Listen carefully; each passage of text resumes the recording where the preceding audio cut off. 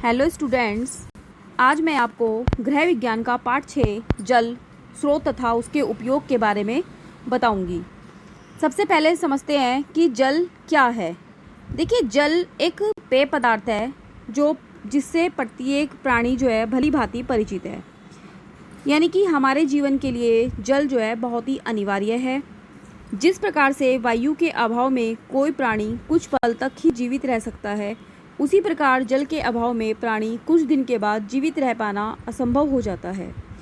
प्रत्येक प्राणी नित्य ही अनेक बार जल ग्रहण करता है और जल ही जीवन है। हम कह सकते हैं कि जल ही जीवन है।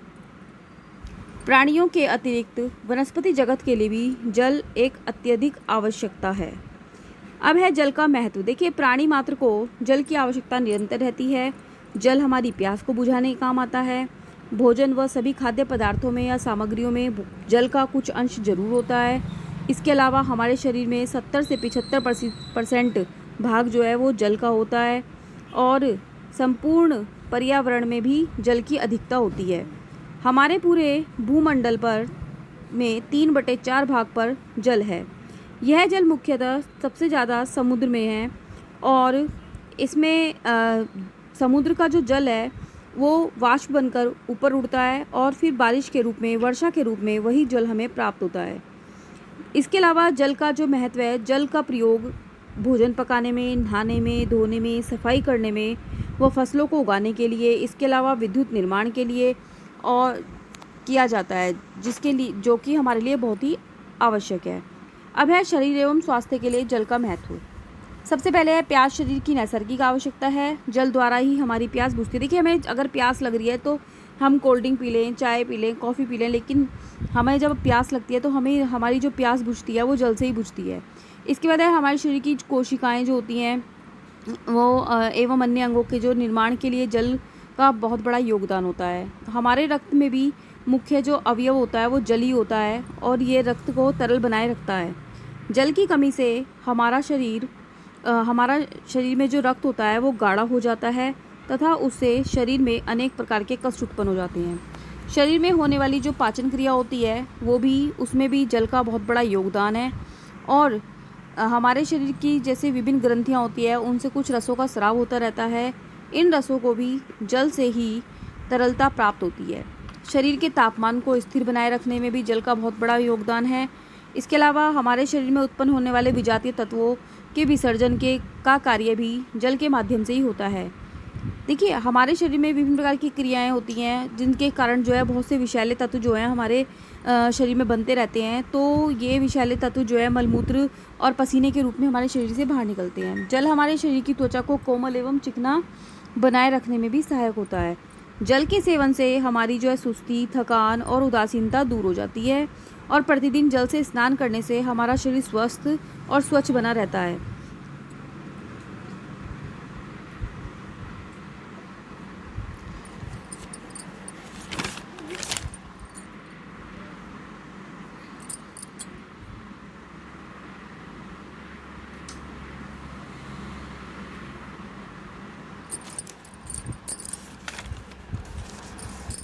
अब बात करते हैं जल के संगठन की।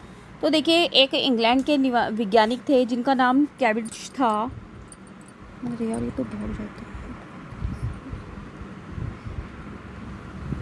एक इंग्लैंड के वैज्ञानिक थे जिनका नाम कैविडिश था। इन्होंने सिद्ध कर दिया था कि जल हाइड्रोजन और ऑक्सीजन से मिलकर बना है और इसमें 2 भाग हाइड्रोजन का है और 1 भाग ऑक्सीजन का है। इसीलिए जल का जो सूत्र है वो H2O होता है। इसके अलावा जल में जो है जल जो है एक उत्तम विलायक है। यानी कि इसमें जो वस्तु होती हैं वो आसानी से घुल जाती हैं। अब जैसे चूना, मिट्टी, खड़िया, कैल्शियम, मैग्नीशियम, सल्फेट आदि जो होते हैं वो इसमें घुलनशील होते हैं। इसके अलावा कुछ गैसें होती हैं जो कि जल में घुल जाती हैं। तो वास्तव में ये जल की अशुद्धियाँ मानी जाती हैं। और शुद्ध जल जो होता है वो स्वादहीन होता है, रंगहीन होता है, गंधहीन होता है और पूर्ण रूप से स्वच्छ एवं पारदर्शी होता है। अब बात करते हैं जल प्राप्ति के मुख्य स्रोत। तो जल हमें प्राप्त कहाँ से होता है? देखिए, मैंने आपको बताया था कि हमारे पृथ्वी पर लगभग 3/4 भाग पर जल जो है वो समुद्र 3/4 भाग जो जल का है वो समुद्र ही है और समुद्र का जल जो होता है खारा होता है, यूज़ करने लायक नहीं होता है, हम इसका सीधे सीधे प्रयोग नहीं कर सकते हैं। लेकिन जल समुद्र का जो जल है वो वाष्प बनकर ऊपर उड़ता है और फिर वो वाष्प ठंडी होती है, बादल बनते हैं और ठंडी होती है, तो वो वर्षा के रूप में हमें मिलता है। और फिर यही जल जो होता है सोतों में, झरनों में, झीलों में, तालाबों में यही जल जो है भर जाता है। अब आप ये डायग्राम देख रहे होंगे, इस डायग्राम में दे रखा है, देखिए झीलों में वाष्पीकरण, ये झीलें हैं, इनसे वाष्पीकरण हो रहा है, ये संघनन हो गया, उसके बाद ये ठंडा होके जल जो है ये वर्षा के रूप में वापस आ गया, तो ये महासागरों से वाष्पीकरण हो रहा है सूरज की गर्मी से। तो ये सब इस डायग्राम के द्वारा यहाँ पर दिखाया गया है। अब देखिए समुद्र का जल, समुद्र के जल के बारे में मैंने आपको भी बता ही दिया है कि समुद्र का जल खारा होता है, इसको हम यूज़ नहीं कर सकते हैं डायरेक्टली, और ये जो है वाष्पन के द्वारा जब बारिश होती है तब ये समुद्र का जल ही हमारे काम आता है। फिर है वर्षा का जल। देखिए वर्षा का जल जो है ये हमारे लिए बहुत ही मुख्य स्रोत है। वर्षा का जल, समुद्र का जल जो है सर्वप्रथम सूर्य के ताप से वाष्प में परिवर्तित होकर आसमान में पहुंच जाता है और यही जल वाष्प समय आने पर पानी, ओस या हिम के रूप में, यानी कि जो बर्फ़ गिरती है या ओस पड़ती है या वर्षा के रूप में, पानी के रूप में ये पृथ्वी पर पुनः आ जाता है। जैसे कि मैंने अभी आपको पहले,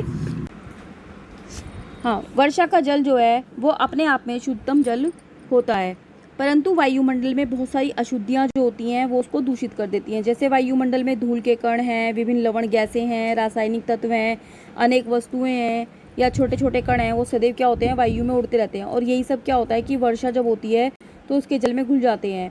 इसी कारण से जो प्रारंभिक वर्षा होती है उसका जो पानी होता है या जल होता है वो शुद्ध नहीं माना जाता है। तो वर्षा का ही जल जो है वो नदियों में, तालाबों में व अन्य स्रोतों में द्वारा हमारे लिए उपलब्ध होता है। इसके बाद आती हैं इसकी विशेषताएं। अब देखिए वर्षा के जल की क्या विशेषताएं हैं। वर्षा का जल जो है पूर्ण रूप से शुद्ध होता है, हल्का होता है और यह निर्मल एवं मनुष्य द्वारा सेवन के लिए सर्वोत्तम माना जाता है। अब बात करते हैं नदियों के जल की। अब देखिए नदियों का जल जो है ये नदियों में या तो वर्षा का पानी बहता है या फिर जो पहाड़ों पर जो बर्फ़ होती है वो पिघलती है तो उसका जल नदियों में आता है। दूसरी बात यह है कि नदियों का जो जल है वो बहता रहता है तीव्र गति से, तो इसलिए ज़्यादातर शुद्ध ही माना जाता है। लेकिन इसके अलावा विभिन्न प्रकार के उपयोग में भी आता है ये। नदियों पर जैसे बांध बनाकर जो है विद्युत उत्पादन किया जाता है। इसके अलावा नदियों का जल जो होता है वो सिंचाई के का भी मुख्य साधन है। इसके अलावा अगर हमें अब वर्तमान परिस्थिति में क्या होता है कि नदियों का जो पानी होता है वो पीने एवं भोजन में पकाने के लिए प्रयुक्त करना है, तो उसमें जो है घरेलू विधि से उसको पहले शुद्ध किया जाना चाहिए। अब देखिए नदियों के जल का गुण। सामान्य रूप से नदियों का जल जो होता है वो शुद्ध होता है, जैसे कि मैंने आपको पहले बताया था। इसका जो भाव होता है वो तीव्र गति से होता है, इस कारण से इसमें जो है अशुद्धियाँ एकत्र नहीं हो पाती हैं। और नदियों के जल में हम स्वयं अशुद्धियाँ, नदियों का जो जल होता है उसको हम खुद ही अशुद्ध या गंदा बनाते हैं, या तो उसके पास से गुजरने वाली जो नदियों जो होती हैं उनमें हम कारखानों की गंदगी मिला देते हैं, कारखानों की गंदगियाँ मिल जाती हैं, या फिर शव जलाए जाते हैं, उनका अवशेष जो होते हैं वो नदियों में बहा दिए जाते हैं। तो इस तरह से नदियाँ जो होती हैं उनका औद्योगिकरण और नगरीकरण के परिणाम स्वरूप नदियों का जल जो है वो दूषित हो जाता है। अनेक स्थानों पर मृत व्यक्तियों, मैंने आपको बताया था कि मृत व्यक्तियों का दाह संस्कार करते हैं और अवशेषों को नदी में बहा दिया जाता है। इसके बाद आता है नदियों के जल को दूषित होने से बचाने के उपाय। देखिए नदियों का जल जो होता है वो कुछ प्राकृतिक कारण होते हैं जिसके कारण वो शुद्ध ही रहता है, जैसे कि उनका बहाव, मैंने पहले बताया अभी आपको कि उनका जो बहाव होता है वो तीव्र होता है, जिसके कारण जो है गंदगियाँ जो हैं बह जाती हैं। इसके अलावा सूर्य का प्रकाश पड़ता रहता है, तो जिससे नदियों में जो जल की जो अशुद्धियाँ होती हैं वो निरंतर नष्ट होती रहती हैं। इसके अलावा नदियों में जैसे मछलियाँ होती हैं, कछुए होते हैं, तो ये भी सभी जीव जंतु जो हैं पानी की अनेक गंदगियों को खाकर ये समाप्त कर देते हैं। इसके बाद आता है तालाब का जल। ठीक है, तालाब का जल। अब जल प्राप्ति के लिए का जो एक स्रोत है वो तालाब भी है। सामान्य रूप से तालाब जो होते हैं दो प्रकार के होते हैं, एक होते हैं कच्चे तालाब और एक होते हैं पक्के तालाब। तो तालाब में वर्षा का पानी एकत्रित कर लिया जाता है और भारत के कुछ क्षेत्रों में, विशेष तौर से दक्षिण भारत में, अनेक लोग जो हैं तालाबों का ही जल इस्तेमाल करते हैं। इन तालाबों के पानी में से व्यक्ति अपनी आवश्यकताओं की अतिरिक्त अपने पशुओं की जल संबंधी आवश्यकताओं को भी पूरा करते हैं। कहीं कहीं सामान्य सिंचाई का कार्य भी इन तालाबों द्वारा किया जाता है। देखिए आप ये चित्र देख रहे होंगे, इसमें आप देख रहे होंगे कि एक व्यक्ति तालाब के पास बैठकर क्या कर रहा है, कपड़े धो रहा है या अपनी गाय भैंसों को नहला रहा है।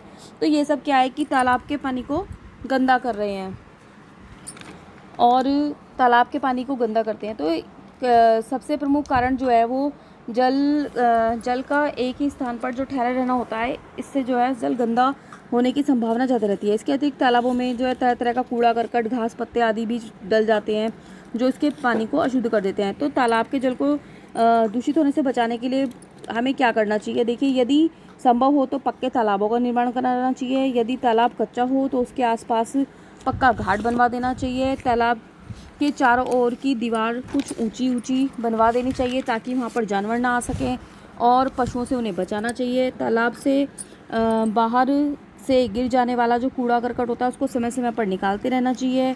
कच्चे तालाबों में घास तथा कुछ अन्य पौधे उगते हैं जो उनको भी हमें निकालते रहना चाहिए समय समय पर। इसके अलावा तालाब के निकट पेड़ जो होते हैं उनको कटवा देना चाहिए, क्योंकि इन पेड़ों पर जब पक्षी बैठते हैं तो वो जो है गंदगी उनके द्वारा जो है तालाब में गंदगी आ सकती है। तो इसलिए तालाब के आसपास यदि पेड़ हों तो उन्हें भी हमें कटवा देना चाहिए। इसके बाद आता है सोते और झरने। तो देखिए, सोते एवं झरने का जल, विश्व के अनेक भागों में जो लोग हैं सोतों एवं झरनों का पानी भी इस्तेमाल करते हैं। अब देखिए, सोते होते क्या हैं? जब कहीं पर भी पृथ्वी को फोड़कर जल निकलने लगता है अपने आप ही, तो उसको बोलते हैं सोता या स्रोत कहा जाता है। तो ये अनेक प्रकार के होते हैं।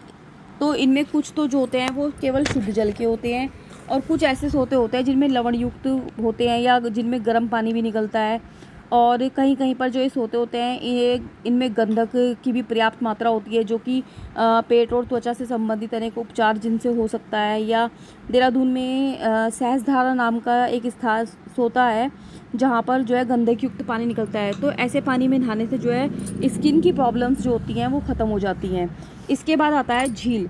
अब देखिए, झील क्या होता है? अनेक स्थान ऐसे होते हैं जहाँ प्राकृतिक रूप से पर्याप्त मात्रा में पानी एकत्र हो जाता है। मतलब तालाब तो हम लोग बनाते हैं इकट्ठा करने के लिए, लेकिन यहाँ पर प्राकृतिक रूप से ही होता है कि उसमें पानी एकत्र हो जाता है। तो इस प्रकार से एकत्र हुए पानी के भंडार को ही हम क्या कहते हैं? झील कहते हैं। झीलों में या तो वर्षा का पानी एकत्र होता है या फिर कोई सोता या कोई झरना, उससे आने वाले पानी से वो भर जाता है। तो झील के जो पानी की मुख्य विशेषताएं हैं वो बिल्कुल तालाब के पानी से मिलती जुलती हैं।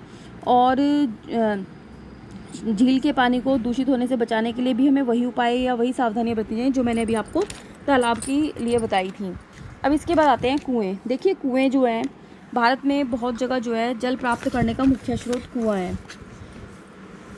और वर्षा का जो अधिकांश जल होता है वो ज़मीन के अंदर समा जाता है। देखिए, सारा जल तो नदियों में नहीं जाता, कुछ ज़मीन जो है एब्जॉर्ब भी कर लेती है। तो ये ज़मीन में समाये हुए इस जल को ही प्राप्त करने के लिए जो है कुएँ खोदे जाते हैं। और ये जो कुएँ होते हैं ये जब तक खोदे जाते हैं जब तक हमें पानी प्राप्त ना हो जाए। अब इस कुएँ भी कई प्रकार के होते हैं, जैसे कि उथले कुएँ। उथले कुएँ ये कम गहरे होते हैं और इनको जो निकालने के लिए ढेकली, घिर्री या रैट आदि साधन अपनाए जाते हैं। इसके बाद आते हैं गहरे कुएँ। ये गहरे कुएँ जो होते हैं इनकी गहराई जो है सामान्य रूप से 30 से 40 मीटर तक होती है और इन गहरे कुओं का पानी जो है स्वच्छ एवं शुद्ध होता है। यदि उस स्थान पर भूमि में अधिक मात्रा में लवण नहीं होते हैं तो पानी बहुत अच्छा और एवं स्वास्थ्यवर्धक होता है। तीसरे प्रकार के कुएँ होते हैं पाताल तोड़ कुएँ। अब ये पाताल तोड़ कुएँ कैसे होते हैं? ये ज़्यादातर पहाड़ी और पठारी क्षेत्रों में पाए जाते हैं और भारत में इस प्रकार के कुएँ बहुत कम हैं और ऐसे कुओं से जल निकालने के लिए भी भारी के लिए मशीन का प्रयोग किया जाता है।